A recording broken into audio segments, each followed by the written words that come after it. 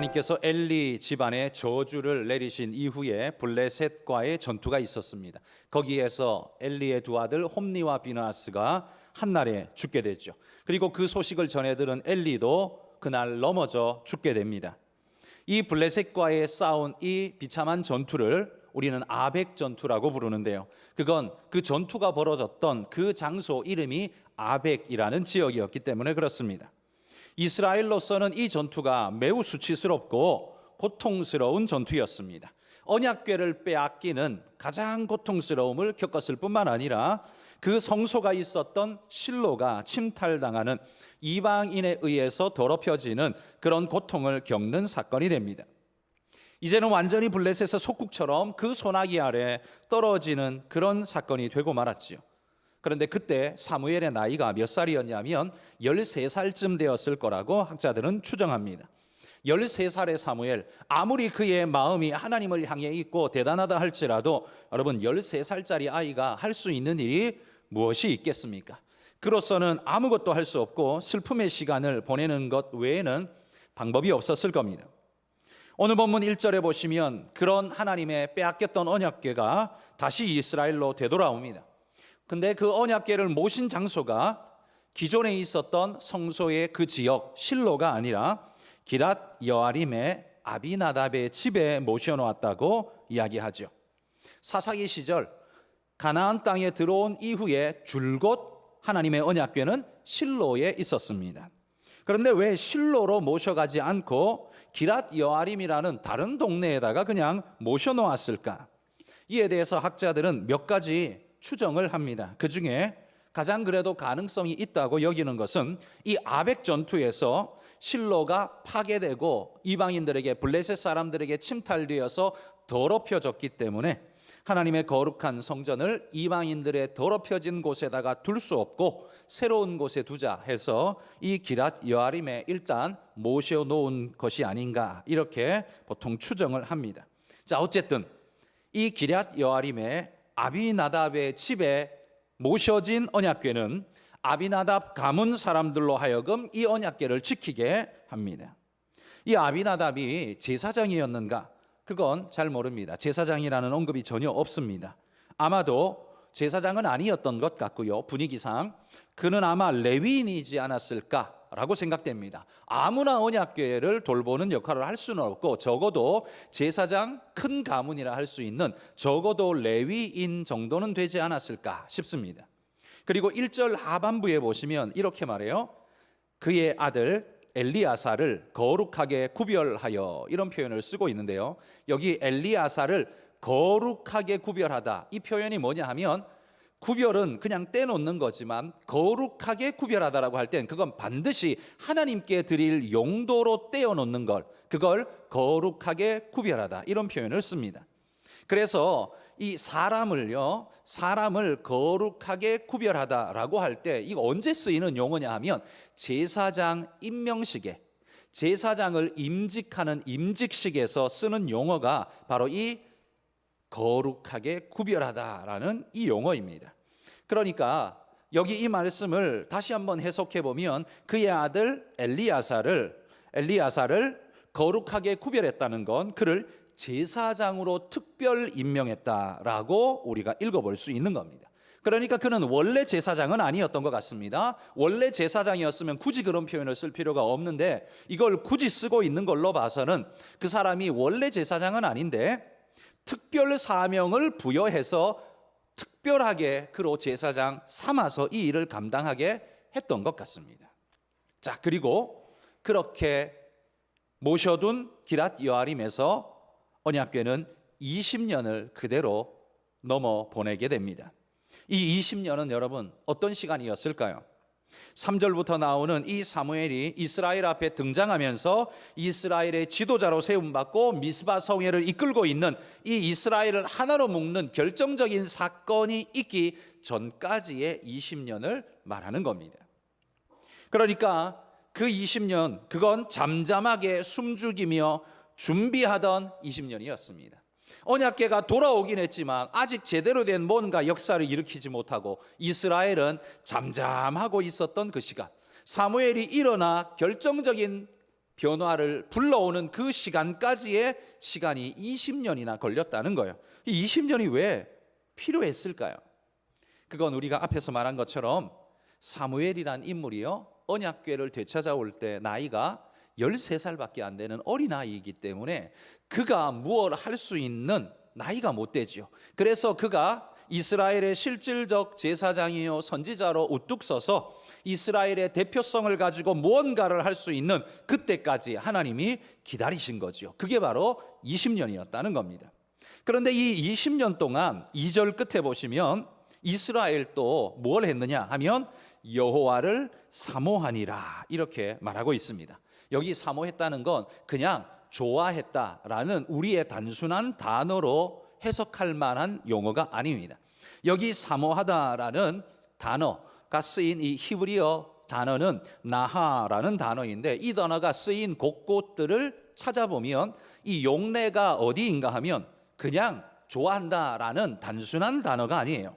이 나하라는 단어가 쓰인 곳곳들을 뒤져보면 의미가 이런 겁니다. 자기의 신세를 몹시 한탄하거나 과거의 잘못을 깊이 뉘우치면서 울부짖는 행위, 그 행위가 이루어지는 곳에 나하라는 단어를 썼다는 겁니다. 그러니까 한마디로 이 말은 이스라엘이 자신의 죄를 깊이 뉘우치고 이런 불상사가 자신들에게 닥친 것이 자기들의 죄임을 절감하면서 하나님을 갈망하며 그분을 부르고 있는 것, 이걸 지금 여기서는 여호와를 사모하니라라는 말로 단순하게 이야기하고 넘어가는 거죠. 그러니까 우리 한국어로 읽으면 그냥 별것 아닌 것처럼 넘어가게 되지만 이게 원래 히브리어 용례로 보자면 굉장히 애절함이 녹아있고 간절함이 녹아있는 그런 말이라는 거죠. 그러니까 심정적으로 이스라엘이요 20년 동안 굉장히 하나님 앞에 회개하면서 뭔가를 준비하고 있는 것 같은 모습을 우리에게 보여준다는 거죠.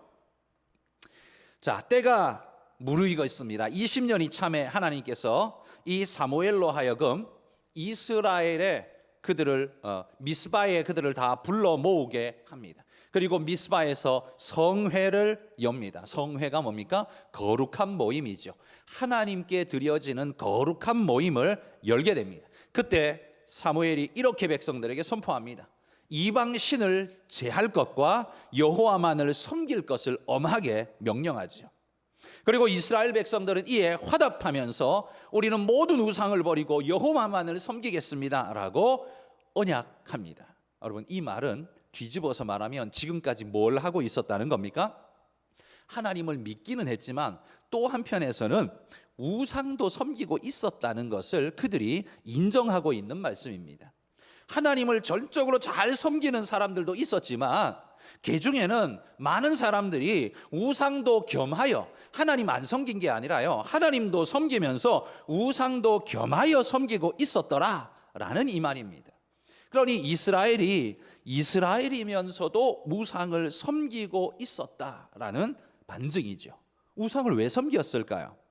그건 자기들이 20년 전에 블레셋과의 싸움에서 처절하게 패배하는 그 모습을 보면서 고대인들은 하나같이 인식이 전쟁은 이 나라와 저 나라의 싸움이 아니라 이 나라의 신과 저 나라의 신이 싸우는 거라고 항상 고대인들은 생각했습니다. 그래서 이긴 나라의 신이 강한 신, 승리의 신이라고 인정을 했지요. 그러니 자기들이 블레셋에게 패했기 때문에 블레셋의 신이 자기들보다 강하고 섬길 만한 신이라고 믿는 자들이 이스라엘 안에도 속속 일어나게 되었다는 겁니다. 그래서 전통적으로 자기들이 믿었던 하나님을 버린 것은 아니지만 마치 다다익선인 것처럼 하나님은 이런 때 놔둬주고 이 신들은, 블레셋의 신들은 저런 때에 놔둬달라라는 식으로 이것도 섬기고 저것도 섬기고 하는 그런 자들이 이스라엘 안에 많이 일어났다는 거죠. 여러분, 우리가 보기에는 왜 이런 어리석은 짓을 하지? 그건 우상이고 그건 거짓말일 뿐인데, 환상일 뿐인데, 거짓 것인데 어떻게 거기다가 지금 목을 메고 있는 거지? 이런 생각을 하기가 쉽죠. 우리가 볼 때 그렇습니다. 그런데 여러분, 더 놀라운 것은 우리 자신을 겸손한 마음으로 더 깊이 한번 들여다보십시오. 우리 역시 그런 그들과 별로 다르지 않은 모습으로 삶을 살고 있지 않습니까? 뭔고 하니 그들은 지금 손으로 깎아 만든 우상을 섬기고 있습니다. 실체를 만들어서, 일부러 만들어서 거기 이름을 부여해서 나는 이 신도 섬깁니다 라고 말하고 있는 게 지금 이 이스라엘 이 우상 섬기는 존재들인데요, 우리는 어떻습니까? 우리는 그 절에 가서 절하지도 않습니다. 다른 우상의 신들의 이름을 부르면서 예배하지도 않습니다. 그런데 우리는 우리 마음속에서 무슨 일이 벌어집니까? 우상 같은 어떤 수단들을 마치 우리의 목표인 양 섬기면서 따라가고 섬기고 있다는 겁니다. 그 중에 가장 대표적인 게 자녀하고 재물입니다. 모든 사람의 공통은 재물이죠. 세상 모든 사람들이요, 재물을 많이 가지면 행복하고 힘이 있고 능하게 될 거라고 생각합니다. 사실 이건 어느 정도 사실이지 않습니까? 우리가 돈을 많이 가지면요, 할 수 있는 가능성이 늘어나지 않습니까? 할 수 있는 가능성이 늘어난다는 건 내가 누릴 수 있는 즐거움과 기쁨과 안정감이 높아진다라는 측면에서 내게 많은 걸 준다라고 말할 수 있습니다. 그런데 그러다 보니까 그 가능성을 얻기 위해서 우리는 죽어라 거기에 우리의 모든 것을 쏟아붓고 그것이 우리의 모든 것이 되도록 우리의 중심 자리를 차지하도록 내버려 둔다는 겁니다. 그리스도인들 역시 그런 재물의 기능과 가능성을 알기 때문에 우리도 은근히 그런 기대를 가지고 재물을 모으기에 혈안이 됩니다. 재물을 모으는 게 나쁜 건 아닙니다. 그건 나쁜 게 절대 아니에요. 그런데 우리 마음속에 어떤 일이 일어납니까? 그것이 나를 힘있게 만들어주고 그것이 나를 행복하게 해주리라는 이 기대가 사회적 필요의 수준을 넘어서서 점점 종교적 맹신이 되어버립니다. 여러분, 우리나라 사람들 보십시오. 세계 사람이 다 마찬가지죠. 보면 영화나 TV 드라마나 보십시오. 거기에 오로지 사람들이 목표하는 바가 뭡니까? 돈 많이 끌어모으는 거지 않습니까? 그리고 그걸 모두가 다 공감하고 동의합니다. 한마디로 말해 재물에 대한 우리의 섬김은 이건 사회적 필요의 수준에 머무는 게 아니라 종교적 맹신의 수준에 이미 이르러 있다는 겁니다. 그래서 세상 모든 사람들이 재물은 수단이야 라고 말하면서도 자신의 삶과 정신세계는 재물에 종살이하면서 거기 매여 있는 종교적 맹신 상태를 살아가고 있다는 거지요. 그러니 여러분, 우리는 무형의 우상을 지금도 섬기고 있고 이스라엘은 유형의 우상을 그 당시에 섬겼을 뿐입니다. 그 당시 이스라엘도 여호와를 섬겼듯이 지금 우리도 교회 잘 나오고 있습니다. 하나님 믿는다고 말합니다. 그런데 하나님도 믿으면서 더불어 뭐도 해요? 더불어 재물신도 맹신하고 있습니다. 우리는 그걸 신이라고 부르지 않지만 거의 신격화 수준으로 맹종하면서 우리는 따라가고 있습니다. 재물과 능력과 권력, 이게 우리의 우상되어 있지 않습니까? 이게 필요의 수준으로 머문다면 그건 아무런 문제가 되지 않습니다. 하나님이 우리에게 허락한 것이니까요. 그런데 그게 필요의 수준을 넘어서 종교적 맹신의 수준에 이르러 있기 때문에 여러분, 우리 자신도 돌아봐야 한다는 겁니다. 미스바에서 이방신을 제거할 것과 이방신상을 버리고 여호와만을 섬기라 라고 말하는 이 사무엘의 요청이 그들에게만 붙여지는 요청인가, 우리에게 외쳐지는 요청은 아닌가 돌아봐야 합니다. 그러므로 여러분, 미스바 성회의 이 사무엘의 외침을 우리는 어떻게 들어야 할까요? 이 재물의 맹신을 피하기 위해서 돈을 다 내다버려라 이렇게 말할 수 있습니까? 아닙니다. 아까도 제가 말씀드린 것처럼 사회적 필요의 수준까지는 이게 죄가 되는 게 아닙니다. 하나님이 허락해 주신 도구의 역할입니다. 그런데 이게 그 선을 넘어서서 우리를 완전히 지배하는 맹신의 상태에 이르렀기 때문에 문제라고 말했죠. 그러기에 여러분, 돈을 절대 의지하고자 하는 우리의 마음과 기대를 자꾸 버리려고 애를 쓰셔야 합니다. 이거 설교 한번 듣는다고 되는 일이 아닙니다. 여러분이 삶에서 그걸 훈련하셔야 합니다. 훈련하기 위해서 제일 먼저 할 수 있는 일이 뭡니까? 헌금할 때 힘들고 어렵죠? 그 마음을 내려놓지 못하면 헌금 못합니다. 구제할 때, 누군가를 도울 때 아깝고 이거 여기 쓰면 좋은데 저기 쓰면 좋은데라는 계산, 내가 이거 살 수도 있고 저거 살 수도 있는데 계산이 서면 이 구제를 못합니다. 도울지를 못합니다. 그런데 돕는 사람은 어떻게 도와요? 일단 돕고 봅니다. 보통 보면. 그래서 누가 보면 되게 대책이 없어 보이는데요, 그러기에 그 사람이 그 일을 할 수 있는 겁니다. 우리가 너무 맹신적이고 너무 머릿속이 계산이 빨라서 하나님 뜻대로 살지 못하는 거예요. 그러다 보니 점점 어떻게 해요? 돈이 우상의 자리에 이미 올라앉아서 큰 권세를 누리고 있습니다. 그래서 여러분에게 이런 말씀드립니다. 미스바 성회의 사무엘의 지금 외침은 이방 우상을, 신상을 버리고 여호와만 섬기라 라는 이 말을 오늘 현대적으로 제가 바꿔서 이렇게 말씀드립니다. 돈을 돈의 자리로 돌려보내십시오. 이게 무슨 말인지 이해되십니까? 돈을 원래 돈이 있어야 할 자리로 돌려보내십시오. 우상의 자리가 아니라 돈은 원래 수단의 자리가 돈의 자리입니다. 우상의 자리가 아니에요. 돈은 원래 목적의 자리에 앉을 수 있는 존재가 아닙니다. 그건 방법의 자리에 있어야 할 존재일 뿐입니다. 주님께 찾아와서 어떻게 하여야 영생을 얻으릴까라고 물었던 젊은 간원이 있습니다. 주님이 볼 때 이 사람 참 대단했습니다. 그래서 귀하게 보면서 이렇게 물을 때 주님이 이렇게 대답했습니다. 네 재물을 모두 가난한 자에게 주고 나를 쫓으라. 이 말은 누가 이 말에 순종할 수 있을까요? 여러분, 순종할 수 있겠습니까?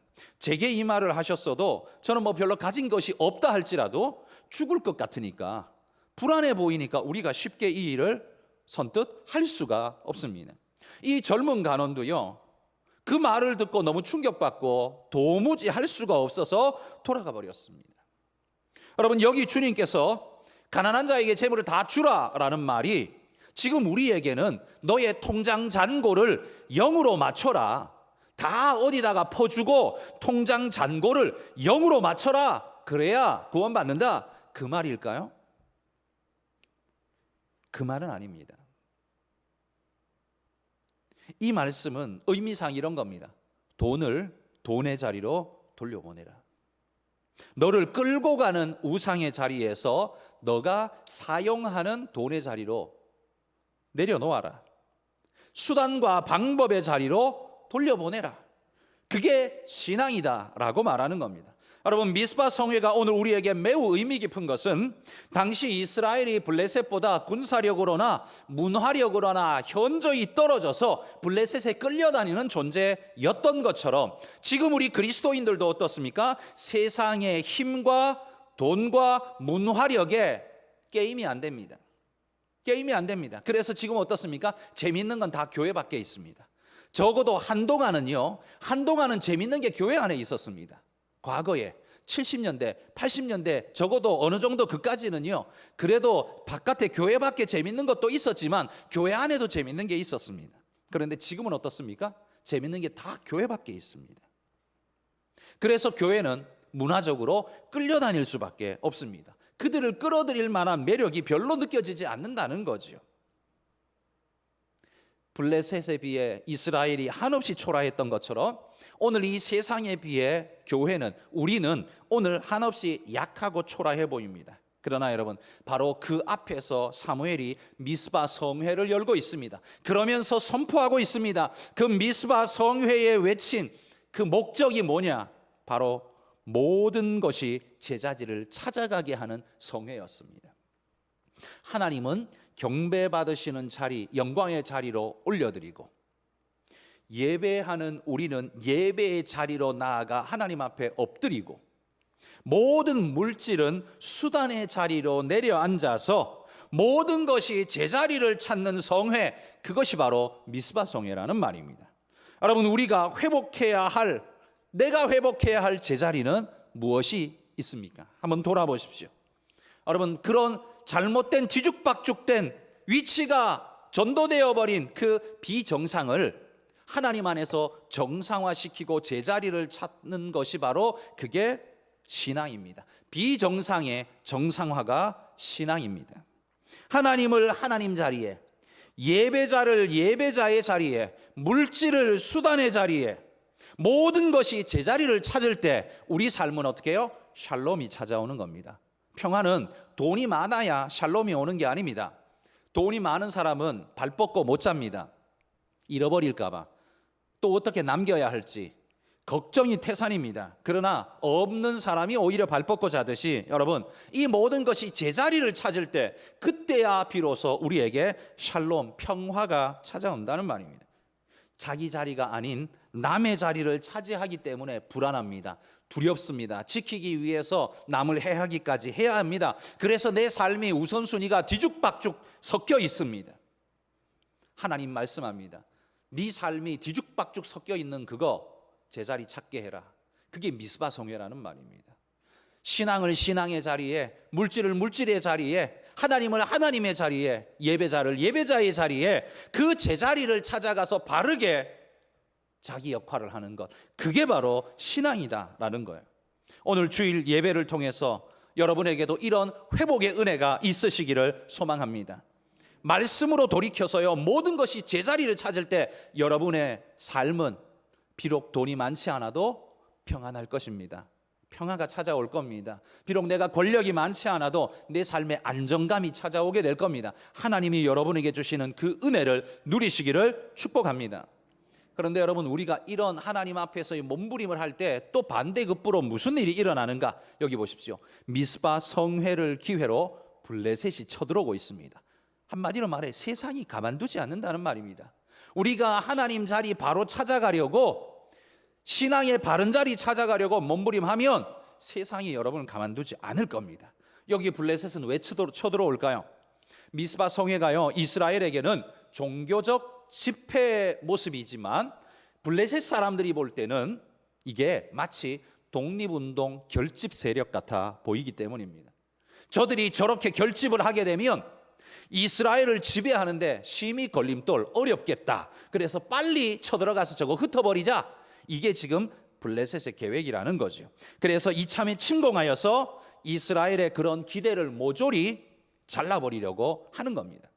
저는 이 부분 말씀을 읽으며 갑자기 3.1운동이 생각났습니다. 미스바 성회에 모인 그들이 마치 독립만세를 외치던 우리 선조들 같아 보이고요, 그 앞에 총칼을 들고 와서 무자비하게 탄압하며 죽이던 그 모습이 블레셋에 쳐들어오는 모습처럼 마치 그렇게 보여졌다는 거죠. 여러분, 이처럼 이 미스바 성회가 블레셋의 입장에서 봤을 때는요, 이게 독립운동처럼 자기에게 불안한 것처럼 보일 수 있는 겁니다. 게다가 그들은 20년 전에 언약궤 빼앗았다가 하나님한테 호되게 당하지 않았습니까? 그런데 그게 20년이 지났습니다. 이 정도면요, 까맣게 잊고 지나갈 수 있는 때가 되었다는 거죠. 망각의 강에 그거 던져버리고 그냥 자기들은 철기를 사용하고 블레셋은 아직 청동기를 쓰고 있고, 자신들에게는 막강한 군사력 전차 부대가 있는데 기껏해야 이스라엘은 돌도끼 들고 낫 들고 설치는 그런 존재들이기 때문에 싸움이 안 되는 겁니다. 적수가 못 되는 겁니다. 그러다 보니 블레셋은 쉽게 생각하고 이스라엘을 쳐들어온 것입니다. 그러나 그때 여러분, 사무엘이 어떡합니까? 9절에 보십시오. 믿음의 사람은 어떻게 해야 하는지를 보여줍니다. 9절, 사무엘은요, 젖 먹는 어린 양을 잡아다가 번제를 하나님께 드리며 하나님께 부르짖었다, 이렇게 말하고 있습니다. 이 부르짖었다라는 말은 다른 말로 하면 기도했다라는 말로 바꿀 수 있겠죠. 번제는 예배로, 부르짖었다는 기도로. 그래서 이 문제가 일어날 때 우리가 제일 먼저 해야 할 일이 뭐냐? 예배하고 기도하는 겁니다. 인생에 문제가 일어나고 세상이 우리를 삼키려 들 때 우리가 해야 할 가장 중요한 건 뭐냐? 예배하고 기도하는 겁니다. 왜? 그래야 내가 신앙의 안정적인 자리를 잡은 게요, 다시 두려움에, 문제에 휩쓸려서 뒤죽박죽 되지 않기 때문입니다. 하나님 앞에 예배하고 기도함으로써 이 샬롬이 유지되게 하고 그 유지된 샬롬 속에서 하나님이 역사하게 하는 것, 그게 바로 신앙인의 기도 아닙니까? 그래서 사무엘은 이스라엘을 모아놓고 하나님 앞에 젖 먹는 어린 양, 이게 뭐예요? 아직 어린 새끼라는 말이죠. 이 말은 때묻지 않은, 거짓되지 않은 순수한 가장 최고의 것으로 하나님 앞에 제사했다는 그런 의미입니다. 그랬더니만 어떤 일이 일어납니까? 9절 끝에 보십시오. 여호와께서 응답하셨더라, 이렇게 말합니다. 하나님께서 응답하셨습니다. 지난 20년간 잠잠하셨던 그 하나님께서 그들 앞에 역사해 주셨습니다. 하나님께서 20년간 잠잠하신 건 주무신 겁니까? 아니죠. 하나님이 주무신 게 아니라요, 이스라엘이 하나님 앞에서 완전히 잠들어 있었던 겁니다. 영적으로. 홈리와 비느하스 때문에 이미 그 영적 부패 상태에 찌들어서 그냥 푹 잠들어 있었고, 그 이후로도 20년간 계속 잠들어 있었다는 겁니다. 말씀이 희귀하여 보이지 않을 뿐만 아니라 그들의 영적인 눈이 어두워갔기 때문에 그러했습니다. 그런데 여러분, 영적으로 깨끗하고 밝은 눈을 가진 사무엘이 이스라엘을 이끌자 백성들이 드디어 눈을 뜨기 시작했다라는 사실입니다. 여러분, 이게 얼마나 소망이 있는 말입니까? 여러분이 영적으로 밝은 눈을 뜨고 하나님 앞에서 살아나신다면 여러분의 가정이, 여러분의 부서가, 우리의 교회가 하나님 앞에 우리 성도들이 바른 눈을 뜨고 일어나게 될 줄 믿습니다. 혼탁하고 분간을 못하던 이스라엘이 바뀌어서요, 사무엘을 따라서 옳고 바른 앞뒤를 분간할 줄 아는 자로 변모해 가고 있는 겁니다. 여러분, 우리의 모습이 교회에는 나오는데, 예배는 드리는데 우리의 영성과 정신이 혼탁한, 혼미한 상태에 있지는 않습니까? 한번 자신을 돌아보십시오. 앞에서 말한 것처럼요, 세상의 방식을 우상처럼 섬기면서, 아니, 세상을 사는데 그렇지 않고 어떻게 살아? 세상은 세상 살아가는 방식이 있고 교회는 교회 방식이 있는 거야. 그래서 교회 가면 교회 방식을 따르고 세상에 가면 세상 방식을 따르는 거야 라고 말하는 이들이 많습니다. 여러분, 이 사람이 누군 줄 아십니까?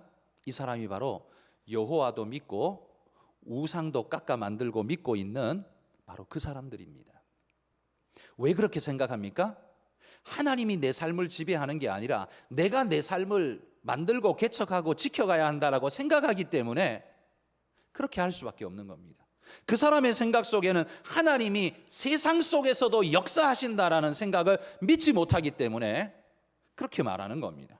여러분, 신앙이 뭡니까? 신앙은 교회 안에서 내 믿음을 보여주는 게 아니라 교회 안에서는 에너지를 덧입고 예배와 말씀과 기도와 찬양을 통해 내가 에너지를 한껏 덧입고 그 에너지를 어디 가서 써요? 세상 가서 쓰는 거예요. 세상에 가서 하나님이 이 세상을 이끄신다, 하나님이 내 삶을 주장하신다, 그래서 나는 주 안에서 평안하다라는 사실을 보여줌으로써 세상 사람들이, 하나님을 모르는 세상 사람들이 우리를 보고 하나님을 보게 하는 그런 거울의 역할을 하게 하는 것, 그게 신앙 아닙니까? 그런데 여러분, 교회에는 교회법이 있고 세상에는 세상법이 있어 라고 말하는 사람은 교회에 왔을 뿐이지 진짜 신앙인은 아니라는 말입니다. 교회에 왔을 뿐이고 교회 예배에 참여했을 뿐이지 진짜 신앙인은 아니라는 말입니다. 진짜 신앙인은 어디에서 드러나요? 여러분의 직장에서 드러나고 여러분의 삶의 터전에서 드러나는 거예요. 이곳에서 드러나는 게 아닙니다. 여기에는 이 사람도 저 사람도 다 믿는 사람처럼 보일 뿐이에요. 여기는 드러나지 않습니다. 진짜 여러분의 능력은 세상에서 드러납니다. 여러분, 그걸 드러낼 수 있는 능력이 있으십니까? 그게 신앙입니다. 그 신앙이 여러분을 지켜낼 것입니다. 여러분, 이 캄캄함을, 이스라엘도 이런 깜깜함에 짓눌려 있었는데 이걸 깨운 자가 누구예요? 사무엘이란 말입니다. 위대한 선지자 사무엘이 일어나자 이스라엘이 깨어납니다. 잠들었던 이스라엘이 깨어납니다. 여러분, 위대한 우리 주님을 따르는 우리가 깨어나서 주님을 따라야 하지 않겠습니까? 이 작은 목사는요, 여러분의 위대한 지도자가 될 자격도 없고 능력도 없습니다. 그러나 우리에게는요, 위대한 목자장이 계시니 바로 우리 주님이 우리의 인도자, 지도자, 보호자 되셔서 우리 앞에 계시다는 사실을 잊지 마시기를 바랍니다. 뿐만 아니라 성령께서 직접 우리 안에 거하셔서 우리를 인도하시고 역사하신다는 사실을 여러분 잊지 마시기를 소망합니다. 오늘 이 말씀을 들으며 여러분 마음속에 뜨거움이 느껴지신다면 성령께서 여러분을 부르고 계시는 줄 믿습니다. 미스바로 나오라, 하나님이 지금 그렇게 부르고 계시다는 사실입니다. 이처럼 여러분 이스라엘처럼 우리도 이방에 취하고 우상에 취해 그렇게 살아가지 말아야 합니다. 깨어나야 합니다. 그 영원한 잠 같은 것에서 깨어나서 하나님을 향해 눈을 뜨고 예배해야 합니다. 이걸 위해서 지금 사무엘이 미스바로 불러 모으고 있는 겁니다. 자, 그러자 사무엘이 하나님 앞에 기도하고 간구하자 하나님께서 응답하셨습니다. 10절에 보시면 하나님이 큰 우레를 내려주셨습니다. 큰 우레, 이건 하늘에서 나는 큰 천둥 소리죠. 고대인들은요, 이 천둥 소리를 신의 음성이라고 그렇게 인식을 했습니다. 특별히 가나안 땅에 사는 모든 백성들은 대표 신이었던 그 바알 신을 섬겼는데, 이 바알 신이 비를 주는 신이라고 믿었기 때문에 천둥 소리는 이 바알의 음성이라고 그렇게 생각을 했어요. 그런데 자신들이 와 공격하러 가는데 자기 앞에서 천둥 소리, 큰 우레 소리가 꽝 하고 나면서 자기의 길을 가로막는 것 같습니다. 이게 마치 무엇과 같이 들리냐면, 저 이스라엘의 신이 큰 소리로 우리에게 호령하면서 감히 어디 쳐들어와 라고 말하는 것처럼 들렸던 거예요. 그렇게 들리자 이 칼 뽑아들고 창 뽑아들고 달리던 블레셋 군사들이요, 전의를 상실해 버렸습니다. 왜? 그 신과 싸워야 되니까요. 20년 전에 자기들이 당했던 걸 다시 떠올리게 되니까요. 두려움 속에서 오합지졸로 변해버렸습니다. 그러자 이스라엘이 블레셋을 완전히 제압해버린 거죠. 한마디로 말해 칼 들고 덤벼온 대적들을요, 돌도끼 들고 나가서 싸워서 승리해버린 거예요. 미스바에서 백갈 아래에까지 블레셋을 완전히 쓸어버렸다고 합니다. 쭉 밀어내버렸다는 거예요. 이때 완벽한 승리로 그 곳 이름을 뭐라고 지었다고요? 에베네셀. 여기까지 하나님이 우리를 도우셨다. 여러분, 이건 감격의 표현이에요. 여기까지라는 표현 속에서 우리가 읽어볼 수 있는 것, 예전에는요 거기 가보지도 못했다는 거예요. 왜? 거기 블레셋 땅이니까. 거긴 블레셋이 지배하니까 거기 내가 밟아볼 거라고는 상상도 못했어요. 그런데 하나님이 역사하시고 하나님과 함께 하니까 어떻게 해요? 거기까지도 내가 갈 수 있더라, 내가 그것까지도 할 수 있더라는 걸 그제서야 깨달았다라는 겁니다. 블레셋 앞에서 자신들은 아무것도 아니라고 생각했습니다. 자기들은 철제 칼이 없는데 저들은 철제 칼이 있습니다. 나는 청동기 칼만 있는데 그 칼 들고 철제하고 땅 하고 부딪히면 청동기 칼은 그냥 부서져 버리죠. 싸움이 안 되는 겁니다. 그래서 자기들은 블레셋과 싸울 수 없다라고 패배의식에 늘 짓눌려 있었는데, 문제는 칼이 아니었습니다. 문제는 우리가 누구와 함께 하느냐, 이게 진짜 문제였구나라는 사실을 깨닫게 됩니다. 이스라엘이 이제야 이걸 깨닫죠. 자신들이 블레셋보다 약한 것은 객관적 사실이지만 하나님께서 함께 하실 때 저들은 아무것도 아니더라라는 사실을 깨닫게 된 거예요. 이걸 지금까지 잊고 있었던 겁니다. 여러분, 우리도 하나님과 함께 할 때의 그 놀라운 역사를 경험해 본 적 있지 않습니까? 그런데 그게 혹시 과거형으로 끝나지 않았습니까? 최근에 1, 20년 동안 그런 거 경험해 본 적 나는 없습니다. 혹시 이거 아닙니까? 그렇다면 지금 이스라엘의 상태하고 똑같은 거예요. 20년 전에 하나님이 블레셋 신을 꼭꼭 묶어버리고 정복해버린 것처럼 20년 지난 동안 아무것도 경험 못하고 아무것도 못한 이스라엘처럼 우리도 그런 거예요. 그동안 뭐 잊어버렸어요? 하나님이 함께 하시면 내가 비록 돌도끼 들고 싸워도 승리할 수 있다는 그 믿음을 잃어버렸던 겁니다. 하나님의 영광을 잃어버렸던 겁니다. 하나님과 함께 한다라는 게 어떤 의미인가를 잊어버렸던 거죠. 이스라엘이 20년 동안요. 자신들과 블레셋만 비교하니까 두렵고 싸움이 안 되는 거예요. 그런데 거기에 하나님이 함께하면 어떻게 됩니까? 두려울 것이 없는 겁니다. 여러분, 이게 바로 신앙입니다. 신앙은요, 내가 커지는 게 아닙니다. 내가 철제 무기를 가지고 내가 전차 부대를 가지고 내가 커지는 게 아니에요. 하나님은 우리를 키워가지고 싸움에 내보내는 게 아니라 하나님이 늘 하시는 말씀이 뭐예요? 내가 너와 함께 가리라. 하나님의 신앙, 온전한 신앙은 우리 자신을 키우는 게 아닙니다. 하나님이 함께 하는 것입니다. 나를 키워서 승리를 하려고 말하는 게, 생각하는 게, 그게 우상이에요. 그게 우상입니다. 결국 그렇게 된 사람이 어디에 빠져요? 다 하나같이 교만에 빠지지 않습니까? 자기가 성공하고 자기가 잘하고 자기가 크고 이렇게 되어서 승리했다. 그 다음에는요, 그까지는 하나님 찬양하는데 그 다음에는요, 교만함에 빠지기가 일쑤입니다. 그러니까 이건 하나님의 뜻이 아닌 거죠. 하나님의 방법은 그게 아니라 어떻게 해요? 하나님과 함께 하여서 승리하는 기쁨을 우리에게 주십니다. 그러려면 어떻게 해요? 나는 여전히 작지만 하나님이 함께 하시고, 나는 여전히 모자라지만 하나님이 함께 하시고, 여러분 그게 신앙입니다. 그걸 기뻐하는 것이 신앙입니다. 하나님 나를 왜 안 키워줍니까? 나를 왜 강하게 안 하십니까? 나를 왜 세게 안 만들어 주십니까? 여러분 왜 안 하시겠습니까? 그렇게 하면 우리가 교만하여 죄에 빠져 신앙을 버리고 딴 길 가기 때문에 그렇게 하지 않습니다. 오히려 하나님 우리에게 요청하는 바는 내가 너와 함께 한다는 걸 늘 깨달아라, 걱정하지 마라 라고 말씀하는 거예요. 여러분 우리는 세상보다 힘이 없고 세상보다 돈이 없고 세상보다 문화력이 떨어집니다. 세상이 훨씬 재밌어요. 그렇지 않습니까? 세상과 우리가 그냥 맞닥뜨리면 우리는 그냥 판판이 깨어질 것 같습니다. 돈으로도 안 되고 힘으로도 안 되고 재미로도 안 되고, 이건 객관적인 사실입니다. 그런데 우리와 하나님이 함께 하시면 어떻게 됩니까? 세상은 하나님 앞에서 초토화되어질 줄 믿습니다. 감히 누가 하나님 앞에 서겠습니까? 그래서 14절에 보십시오. 그 결과가 14절에 나오는데요, 에그론부터 가드까지 회복했다고 말합니다. 에그론부터 가드까지.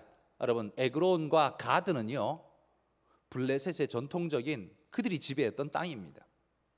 그러니까 거기까지 회복했다는 건 어떻게 해요? 하나님께서 엄청난 승리를 그들에게 주셨다는 겁니다. 하나님이 함께할 때 막아내는 정도가 아니라요, 그들을 정복하는 데까지 나아가는 어마어마한 승리를 주시더라라는 겁니다. 여러분 우리의 약함을 객관적이고도 정확하게 보는 것, 이걸 현실 직시라고 말하죠. 굉장히 중요한 일입니다. 현실을 직시해야 우리가 바른 판단을 할 수 있죠. 그런데 여러분 현실은 직시하면서, 그러니까 땅은 현실 직시를 하면서 거기에 하나님이 함께 하신다라는 영적 현실은 직시하지 못하면 어떻게 됩니까? 세상에 늘 패배하는 자가 되고 도망가는 자가 될 수밖에 없습니다. 20년간 패배의식에 사로잡혀서 짓눌린 자가 될 수밖에 없습니다. 그러므로 여러분 우리는 우리의 자금을 절실하게 깨닫는 현실 직시보다 하나님의 크심을 절실하게 깨닫는 하나님 직시가 우리에게 더 절실하게 요구된다는 사실을 기억하시기 바랍니다. 이거 잃어버리면 신앙인 아닙니다. 신앙인은 교회 나와서 신앙인이 아니라 하나님을 직시하기 때문에 신앙인인 겁니다. 내 삶이 어렵고 힘들어서 하나님이 필요한 게 아니라 그 어떤 상황 속에서도 하나님과 함께 할 때 승리가 있고 감격이 있고 행복이 있다는 걸 믿기 때문에 그 하나님을 따르고 순종하는 게 그게 그리스도인입니다. 그러므로 여러분 우울증에 사로잡히고 자기 존중감이 매우 낮은 분들, 자기 자신만 바라보니까 그런 겁니다. 그런 분들에게 오늘 말씀이 이렇게 말합니다. 하나님이 함께 하시면 우리 인생이 달라집니다. 우울증을 이겨내고 약하고 보잘것없는 우리가 일어나게 될 것입니다. 기억하십시오. 신앙은 우리를 키우는 게 아닙니다. 미스바 회복 운동은 나를 키우는 운동이 아닙니다. 하나님이 함께 하신다는 걸 철저하게 인식하고 의지하는 훈련입니다. 여러분 그 하나님은 더 이상 키울 여지도 없고 키울 수도 없는 최고의 하나님입니다. 그분이 함께 한다면 모든 것은 완벽하게 은혜로 주어지게 될 줄 믿습니다. 여러분 우리 오늘 말씀을 맺으며 미스바 회복의 역사가 우리 안에 있기를 소망합니다. 하나님을 의지하고 하나님과 함께하는 그 은혜의 경험이 내 삶 속에 오늘도 되살아나고, 그래서 마음이 기쁘고 우리 마음이 뜨겁게 타오르는 그런 놀라운 은혜의 역사가 오늘도 여러분의 삶 속에 임하시기를 주의 이름으로 축복합니다.